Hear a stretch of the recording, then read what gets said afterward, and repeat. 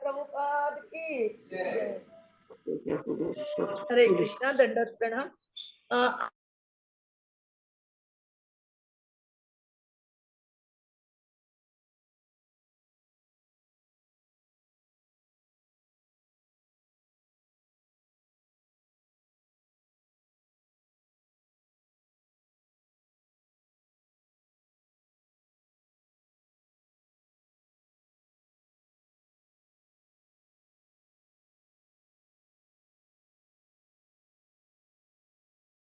ज्ञान वायु नावम इव अंबसी इंद्रियाणाहि चरताम् यत्मनः अणुविधीयते तत् अस्य हरति प्रज्ञाम् वायुः नावम् इव अंबसी इंद्रियाणामहि हरता चरता इंद्रियाणामहि चरता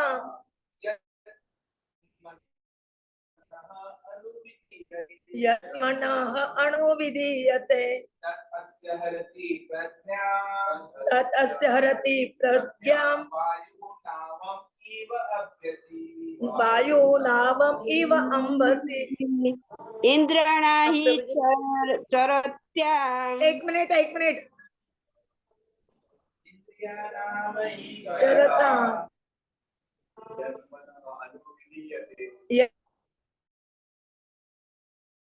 अणुविधीयते तस्य प्रज्ञाम् वायु नावम् इव अंबसी। तथा तात्पर्य श्रीला प्रभुपाद जी के द्वारा जिस प्रकार पानी में तैरती नाव को प्रचंड वायु दूर बहा ले जाती है, उसी प्रकार विचरणशील इंद्रियों में से कोई एक जिस पर मन निरंतर लगा रहता है मनुष्य की बुद्धि को हर लेती है। तात्पर्य, यदि समस्त इंद्रियां भगवान की सेवा में न लगी रहे और यदि इनमें से एक भी अपनी तृप्ति में लगी रहती है तो वह भक्त को दिव्य प्रगति पथ से विपद कर सकती है। जैसा कि महाराज अम्बरीश के जीवन में बताया गया है, समस्त इंद्रियों को कृष्ण भावनामृत में लगा रहना चाहिए, क्योंकि मन को वश में करने की यही सही एवं सरल विधि है। ओम ज्ञानतिमिरन्धस्य ज्ञानाञ्जनशलाकया चक्षुरुन्मीलितं येन तस्मै श्री गुरवे नमः। श्री चैतन्य मनोभीष्टं स्थापितं येन भूतले स्वयं रूप कदा मह्यं ददाति स्वपदान्तिकम्।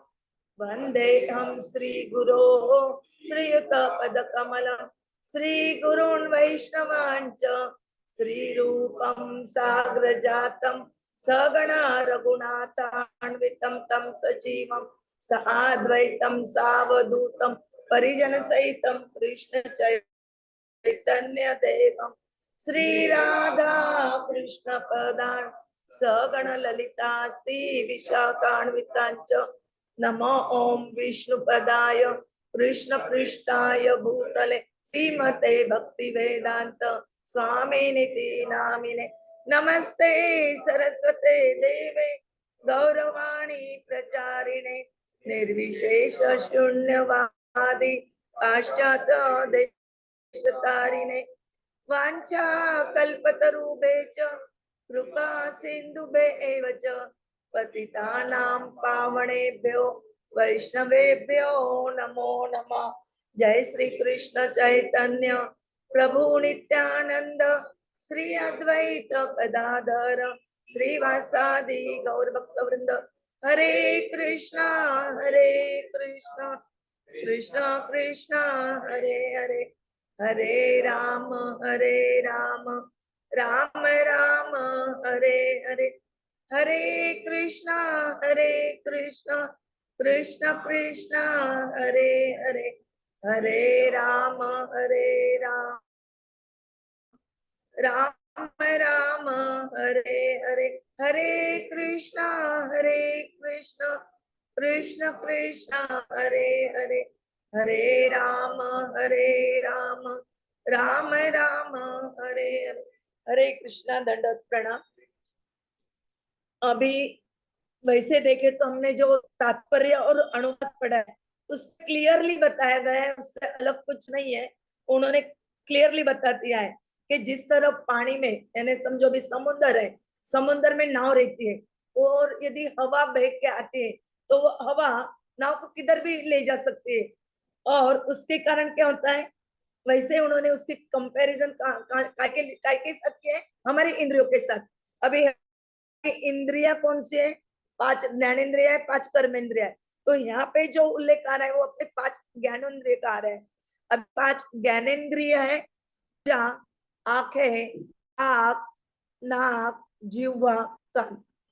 और अभी ये पांचों इंद्रिया, इनको यदि किसी एक पे भी हम केंद्रित हो जाते हैं, पांचों इंद्रियों के जो 5 सब्जेक्ट है, उन हर इंद्रिय का हर सब्जेक्ट अलग अलग है, तो उससे यदि हम विचलित होते, उस पे केंद्रित हो जाते, यानी उस पे हमारा नाम मन अटका रहता है, तो क्या होता है, निरंतर उसमें लगे रहने से मनुष्य की जो बुद्धि है ये शुद्ध हो जाती है, यानी विचलित हो जाती है और ले जाते हैं, यानी फिर हम भूल जाते हैं कि हम क्या करना है, क्या अच्छा है क्या नहीं अच्छा है, ये करना है या ये करना है, ये किया तो क्या होगा, वो किया तो क्या होगा, अच्छा कौन सा है, ये अच्छा है या वो अच्छा है, ये सब हम भूल जाते हैं और हम विचलित हो जाते, हमारी मन के कारण हम इधर उधर भटकते रहते, मन हमें भटकाती है पांचों इंद्रियों के द्वारा। और हमारी बुद्धि, हमने पिछले 2 श्लोक पहले देखा कि जब हम किसी चीज में अटक जाते हैं, यानी हमें आसक्ति होती है, तो आसक्ति के कारण क्या होता है, कामना निर्माण होती है, और वो कामना यदि हमारी पूरी नहीं हुई तो हमें क्रोध आता है, क्रोध के कारण क्या होता है, मोह होता है, मोह से भी हमारी बुद्धि भ्रष्ट हो जाती है, और बुद्धि यदि भ्रष्ट होती है, नष्ट होती है, तो हमारा पतन हो जाता है। तो हमें पतन नहीं होने देना है हमारा, इसीलिए हमें सतर्क रह के मन को कैसे कंट्रोल करना है, वो हमने अभी 3-4 इसमें देखा है। तीनों चार यदि श्लोक देखे हम इसके पहले के, तो वो हमें एक ही चीज बताते हैं कि मन को कंट्रोल करना है तो क्या करना है, हमारी जगन्नाथ जी की सेवा करना है, जगन्नाथ जी की सेवा में आना है, कृष्णा की शरणागति लेनी है, जगन्नाथ जी की शरणागति लेनी है, और पूरी तरह हमें उन पे डिपेंड होके केवल बैठना नहीं है। हम बोले कि अरे मैं भगवान पे डिपेंड हूँ, भगवान जो करे हो, नहीं, दे रे हरी खाटल्यावरी, ये कभी होने वाला नहीं है। तो हमें प्रयास करना है, जो हमारे भगवत गीता, ये हमारा मैन्युअल है इस मानव शरीर का, कैसे चलाना है इसको, उनकी जो शिक्षा है भगवान कृष्ण ने जो अर्जुन के द्वारा हमें दी है, उनका हमारे जीवन में हम किस तरह, किस परसेंटेज में हम अप्लाई कर सकते हैं, उसको हमें देखना है, और उस हिसाब से हमारे जीवन में अप्लाई करते हुए, लाते हुए हमें आगे बढ़ना है, और वही यहाँ पे दिया है। और जब हम उन जो सूचना दी गई हमें, उन सूचना का यदि हम 100% पालन करते हैं तो हमारी बुद्धि स्थिर हो जाती है, और उसको ही उन्होंने क्या कहा है 44 नंबर के श्लोक में, व्यवसायत्मिक बुद्धि ही, तो हमारी बुद्धि व्यवसायत्मिक होती है, ना स्थिर होती है, और जब हमारी बुद्धि स्थिर होती है, फिर कोई भी प्रसंग, कैसी भी घटना, कैसा भी संकट आए, हम उससे भी कि नहीं, ये मेरे लिए अच्छा नहीं है तो ये मुझे नहीं करना है, और ये करना है तो कि ये मेरे लिए अच्छा है। मुझे अभी 6 बज गए, अभी मुझे जपा करना है, क्योंकि हमें 3 बार जपा करना होता है, सुबह और शाम को। तो वो हमें बुद्धि को जब प्रैक्टिस में लाते हैं तब हमें याद रहता कि यार चलो मेरा समय हो गया जपा करने का, मुझे अभी जपा करना है। तो प्रैक्टिस से ही ये सब होता है, ऐसे नहीं कि आज हमने कृष्ण भावनामृत में हम आ गए, मंदिर में आ गए तो सब एक ही दिन में हो जाएगा, नहीं। बच्चा भी जन्मता है तो धीरे धीरे बड़ा होता है तब चलने लगता है, ऐसे नहीं कि वो जन्मा और चलने लग गया, बोलने लग गया, उसको सब हो गया, ऐसा नहीं। ज्ञान प्राप्त होने के लिए मिनिमम अपने जीवन का कितना समय जाता है, 21 ईयर्स, 21 ईयर्स तक के हमारा पढ़ाई लिखाई, यानी एक्चुअल क्या बोलते हैं, नियरली कंप्लीट होता है कि हम हमारे खुद के पैर पे खड़े रह के हम हमारा जीवन यापन कर सकते हैं। वैसे ही जब हम भक्ति में आते हैं तो धीरे धीरे धीरे भक्तों के संगति से, मंगल आरती से, जपा से, भगवत कथा यानी भागवतम, भगवत गीता, इनका जब धीरे धीरे हम श्रवण करते हैं तो क्या होता है, ये हमारे आत्मा का पोषण है। तो जब हम प्रसादम भी खाते हैं, प्रसादम खाना और बिना भोग लगा हुआ खाना, इसमें डिफरेंस है। जब आप बिना भोग लगाए हुए खाते हैं, क्या होता है, आपका आत्मा पे उसका कवर होता है। लेकिन यदि हम भगवान को भोग लगा के यदि प्राश्चित है, तो उससे क्या होता है कि हमारे आत्मा पे जो धूल जमी है वो धीरे धीरे निकलती जाती है, हमारी आत्मा शुद्ध हो जाती है और हम शुद्ध होते हैं तो हम भक्ति में आगे बढ़ते हैं, हमें प्रेरणा मिलती है भक्ति करने की। अभी यहाँ पे ये जो 5 इंद्रिया बताइए, यदि समस्त इंद्रिया भगवान की सेवा में न लगी, हमारी ये जो 5 इंद्रिया है, त्वचा, आंखें, नाक, जिह्वा, कान, ये यदि हम भगवान की सेवा में नहीं लगाए तो हमारा सब व्यर्थ है। अभी वो कैसे सेवा में लगाना, और उसको सेवा में नहीं लगाए तो उससे क्या होता है, इसके थोड़ा एक एक इंद्रियों का एक एक उदाहरण देखने की कोशिश करेंगे, समझने की कोशिश करेंगे। अभी पहला आता है हमारी त्वचा। त्वचा यानी स्पर्श। ये स्पर्श के कारण क्या होता है, हमारा यानी जब एक लड़का या एक लड़की या कोई भी बोलो, फिर पशु पक्षी का भी बोलो, फीमेल और मेल, ये जब थोड़ा सा टच हो जाता है तो उनको आसक्ति निर्माण होती है, उनको लगता है कि मुझे ये आकर्षित कर रहे हैं और वो आकर्षण उनको निर्माण हो जाता है। तो इसमें एक बहुत सुंदर उदाहरण बताया गया है हत्ती का। हत्ती देखे तो पूरे जंगल में विचरण करता है, इधर उधर घूमता है। हत्ती को क्या बोलते हैं, जंगल का राजा बोला जाता है। या फिर पहला तो राजा अपन शेर को बोलते, लेकिन हाथी को भी क्या कहते हैं। तो हाथी इतना बड़ा अवाढव्य रहता है और इस अवाढव्य हाथी को कंट्रोल करना बड़ी मुश्किल की बात है।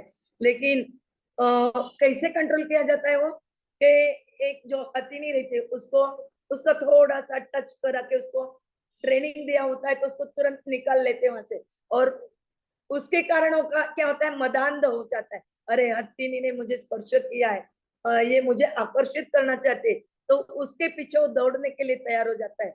लेकिन जैसे ही वो दौड़ने लगता है, आगे क्या होता है, खड्डा किया होता है बहुत बड़ा और उस पे क्या गवत बिछा दिया होता है। समझ में नहीं आता कि यहाँ पे खड्डा है, लेकिन वो जैसे जैसे भगता है खड्डे में गिर जाता है और अटक जाता है, और इस तरह उसको कंट्रोल में किया जाता है। अभी दूसरा आता है आंखें। हमारी आंखें क्या करती है, देखने का काम करती है। आंखें देखने का काम करती है। आंखें यानी लाइट, उजाला। तो क्या होता है, कीट, छोटे छोटे कीट, ये लाइट का जो उजाला रहता है, ये लाइट के उधर घूमते रहते छोटे छोटे कीड़े। हमने अभी दिवाली के दिनों में भी देखा है कि लाइट के आजू बाजू रहते हैं बहुत सारे जगहों पे, क्या है, लाइट के आगे पीछे से गोल गोल गोल गोल कीट जो है वो घूमते रहते हैं।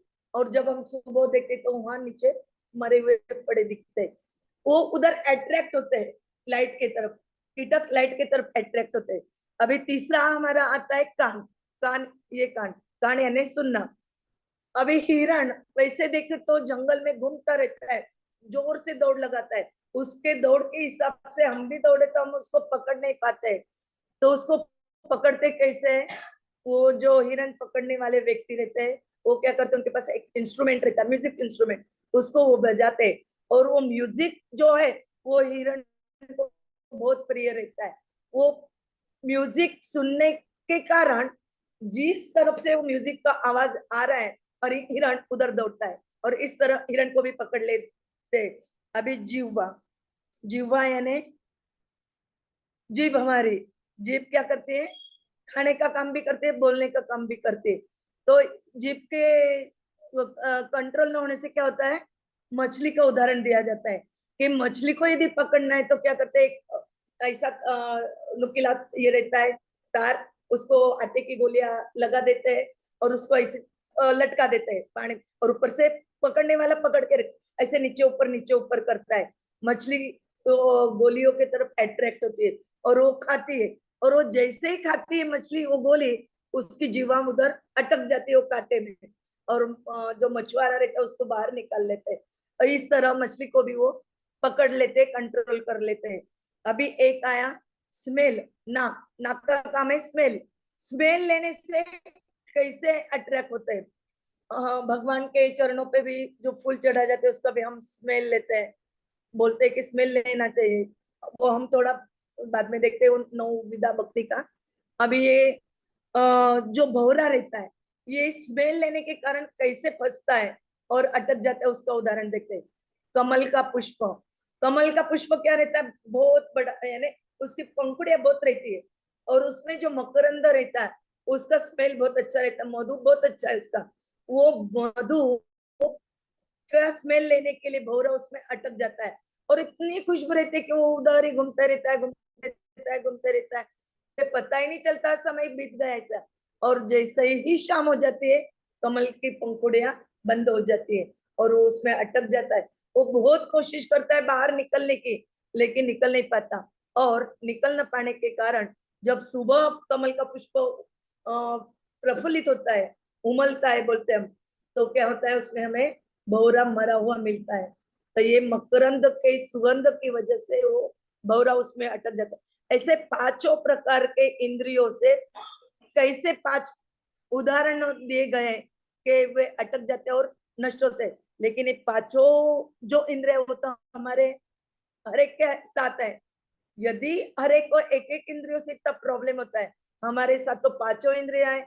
अभी पांचों इंद्रियों में से यदि हम एक पे भी कंट्रोल नहीं करें और एक पे भी हम आसक्त हो जाए तो प्रॉब्लम कितना बड़ा होगा, भटक जाएंगे, हम भक्ति भी नहीं कर पाएंगे। हम कौन है, हमारा भगवान से रिलेशन क्या है, हम यहाँ क्यों आए हैं, हमें यहाँ से कैसे बाहर पड़ना है, हम कुछ समझ नहीं पाएंगे।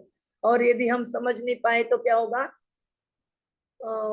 जो चक्र है जन्म मृत्यु जरा व्याधि का वो चलते रहेगा और हम 84 लाख योनि में घूमते ही रहेंगे और हम कभी भी इससे सॉल्यूशन नहीं निकल पाएंगे। और इसीलिए यहाँ पे प्रभुपाद जी ने कहा है कि जिसको कंट्रोल करना है मन को कंट्रोल किया है, बुद्धि भी कंट्रोल होती है और बुद्धि कंट्रोल होने के वो एक दूसरे से डिपेंड है, इसलिए मन कंट्रोल होता है, मन इधर उधर नहीं भटकता है। कब, जब हम सेवा में लगते हैं, जब हम भक्त के कैटेगरी में आते हैं, भक्तों के साथ रहते, भक्त का संग प्राप्त करते, तो हम धीरे धीरे धीरे भक्त बन जाते, हमारी रुचि बढ़ती जाती है और हम सेवा में लग जाते हैं। जैसे कोई फूलों की माला करता है, कोई आप भी क्या कर रहे हो, सुनने का काम कर रहे हो, भगवत गीता सुन रहे हो अपने कानों से, ये एक सेवा ही है। हम देख रहे जगन्नाथ जी को, देखना भी एक सेवा है। हम बैठे हैं यहाँ पे, ये भी एक सेवा है, क्योंकि भगवान के दरबार में बैठे हैं, इधर उधर नहीं बैठे कि चलो हम बाहर में बैठे या गार्डन में बैठे, ऐसा नहीं है। वहां पे बैठना और यहाँ पे बैठना जमीन आसमान का फर्क है इसमें। तो हमें सोचना है कि हमें क्या करना है, कैसे बैठना है, कैसे उठना है, क्या सुनना है, क्या खाना है, ये सब हम जब सोचेंगे तो क्या होगा, हमारी तृप्ति होगी, हमारी तुष्टि होगी। पिछले श्लोक में हमने देखा था कौन से, प्रसादे सर्व दुःखानां हानि अस्य उपजायते प्रसन्न चेतस हि आशु बुद्धि परि अवतिष्ठति न अस्ति बुद्धि अयुक्तस्य न च अयुक्तस्य भावना न च अभावयत शांति ही अशांतस्य कुतः सुखम। हमने उसमें देखा था कि जो अशांत है उसको सुख नहीं मिलेगा, क्योंकि शांति के बिना सुख ही नहीं मिलता, शांति नहीं तो सुख नहीं मिलेगा, ये हमने देखा था। और इसीलिए हम मन को स्थिर करके शांति प्राप्त करके सुख प्राप्त करना चाहते हैं, क्योंकि हर एक इस जीवन में हर एक व्यक्ति क्या चाहता है, सुख चाहता है, और वो सुख हम इस तरह से प्राप्त कर सकते हैं। और वही इस श्लोक में क्या बताया गया है कि कंट्रोल कैसे करें, ये इस श्लोक का मेन थीम है। तो हमने देखा कंट्रोल कैसे करना है। और ये भी हमने, यदि हमारी एक भी इंद्रिया नियंत्रित नहीं है तो मन को कैसे खींच लेती है और हमारा पतन करवाती है। और इसीलिए हमें मन को कंट्रोल करके हमारी सब इंद्रियों को भगवान की सेवा में लगाना है। और भगवान के सेवा में लगा के हमारा जो जीवन का उद्देश्य है, जीवन का उद्देश्य है भगवान की सेवा करना। हम क्या है, भगवान के दास है और केवल परम भक्ता कौन है, भगवान है। ये हमें भूलना नहीं कि परम भक्ता परम भोक्ता भगवान है और हम उनके दास है। हम उनको संतुष्ट करने की कोशिश में ही रहना चाहिए। और जब हम ये चिंता में रहते हैं तो भगवान हमें हमेशा मदद करता है। आपने सुना भी है, ध्रुव महाराज कितने साल के थे? 5 साल के।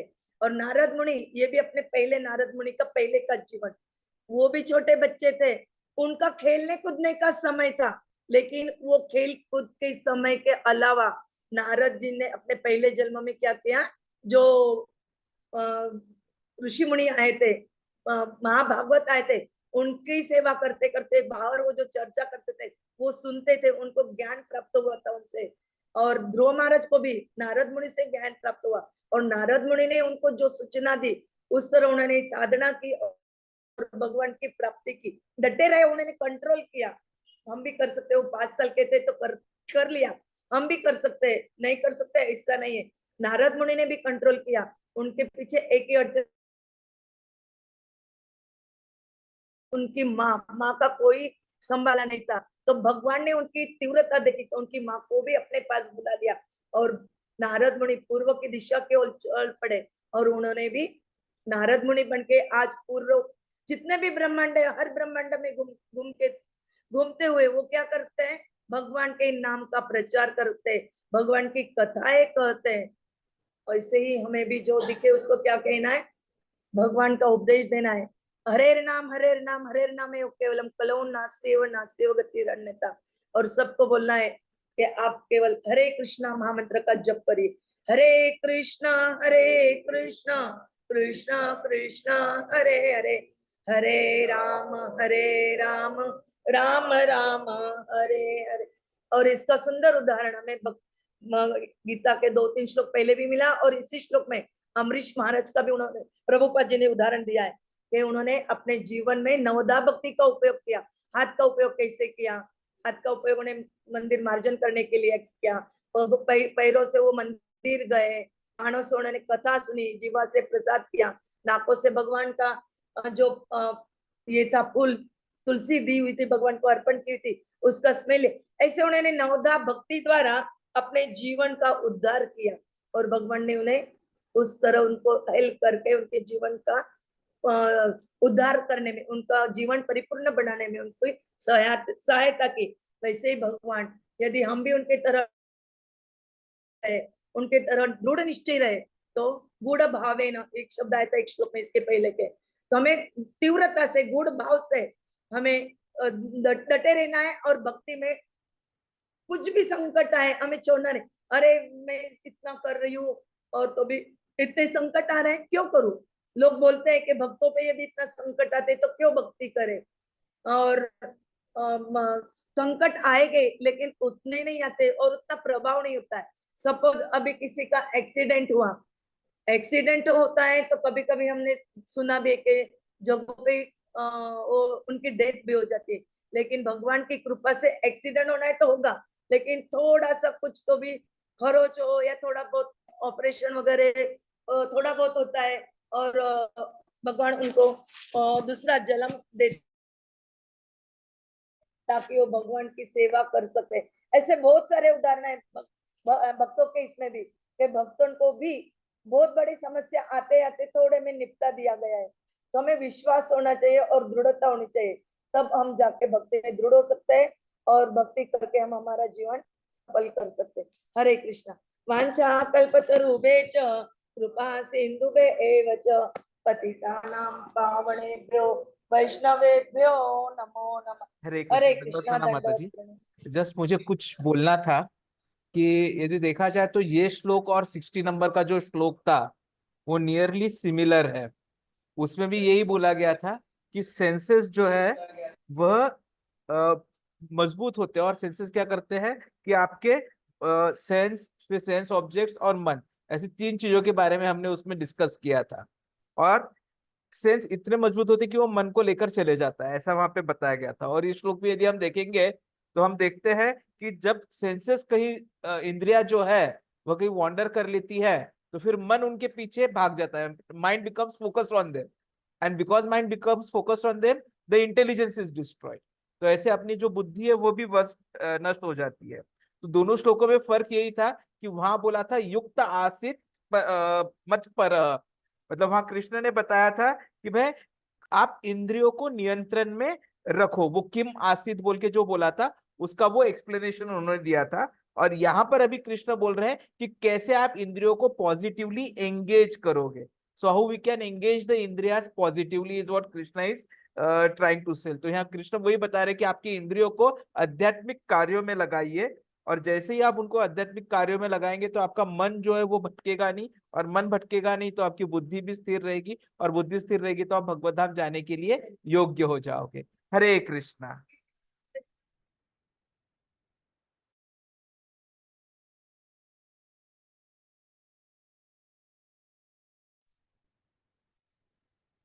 म्यूट हो गया। हरे कृष्णा माता जी। आप म्यूट है, आप म्यूट है। हरि बोल। हाँ हाँ सुनाई दिया। हरे कृष्णा। हम अभी यही कथा समाप्त करते हैं और सुबह भागवत कथा में मिलते हैं। हरे कृष्ण। दंडवत प्रणाम करुभ्यश्च कृपा सिन्धुभ्य एव च पतितानां पावनेभ्यो वैष्णवेभ्यो नमो नमः। हरे कृष्ण कृष्ण कृष्ण